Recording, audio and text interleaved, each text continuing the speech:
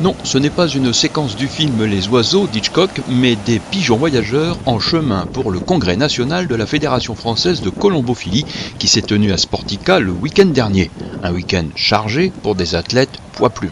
Au cours du week-end, on organise non seulement l'Assemblée générale, mais aussi une exposition qui réunit plusieurs centaines de pigeons voyageurs, la remise des prix extrêmement importante, avec la remise de prix du président de la République. En général, c'est le préfet qui vient remettre lui-même ce vase de Sèvres. Il y a aussi une vente de pigeons offerte par les meilleurs amateurs français. Il y a aussi la soirée de gala qui est extrêmement importante. Et importante ici à Gravelines parce qu'on y fait venir l'incontournable orchestre Kubiak, qui est quand même l'orchestre de renommée plus que régionale. Et donc on a presque 300 personnes cette année. 300 personnes au gala et plusieurs centaines de cracks aux ailes d'acier, autrement dit des sportifs de haut niveau. On a remporté plusieurs championnats de renom, tant au niveau Nord-Pas-de-Calais que national. Plusieurs sélections olympiques. Sélection olympique, ça veut dire que ces pigeons participent régulièrement aux Olympiades colombophiles. Ils sont ainsi allés à Bruxelles, à Budapest en Hongrie ou encore à Nitra en Slovaquie. Début de secret de ce succès. C'est toujours une question de poids, de taille, d'équilibre. Donc en fonction de la morphologie, l'un va voler plus longtemps ou l'autre plus vite. Et ensuite au niveau de l'alimentation, c'est exactement pareil que des athlètes.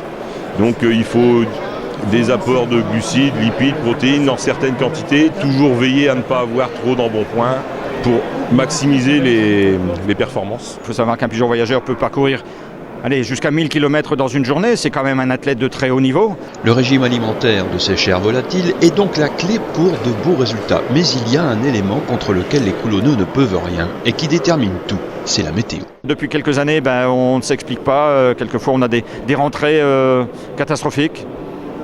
On se demande ce qui se passe dans le ciel. Donc, ce qu'il faut souhaiter, c'est que le temps soit avec nous. Il faut croire cependant que certains arrivent à pactiser avec les éléments puisqu'il y a des champions et de haut rang, s'il vous plaît. Il y a une compétition qui est organisée chaque année et en fonction des résultats de plusieurs catégories, il y a un classement du meilleur club de France. Donc c'est moi cette année qui ai l'honneur d'être le président du meilleur club de France. Le colobophile qui reçoit ce vase de Sèvres, en fait, c'est le champion de France, toute catégorie. C'est le champion des champions. Le monsieur qui l'a reçu aujourd'hui, c'est la 3e fois qu'il le reçoit. C'est vraiment un excellent colobophile. Ouais. Et qui habite pas loin d'ici puisqu'il habite Boulogne-sur-Mer. Et cette année, on a encore été champion du monde en catégorie junior, donc les jeunes de moins de 25 ans. L'amateur avait son pigeon qui a été l'As-Pigeon, donc le meilleur pigeon de la course, quoi. Cependant, derrière ce panorama sportif et technique, la colombophilie souffre d'une image jugée vieillotte et d'une taxation un peu curieuse. La colombophilie, vue de l'extérieur, ça peut paraître un sport de vieux, mais en réalité, c'est quand même une pratique qui est hyper pointue, tant sur l'alimentation, la sélection et l'élevage. Et c'est quand même super grisant, car ça touche au vivant. La population colobophile est vieillissante, la moyenne d'âge est quand même assez élevée. Donc on perd évidemment malheureusement des colobophiles, mais on récupère aussi des jeunes, mais pas suffisant pour maintenir nos effectifs. Pour construire un pigeonnier, c'est extrêmement difficile.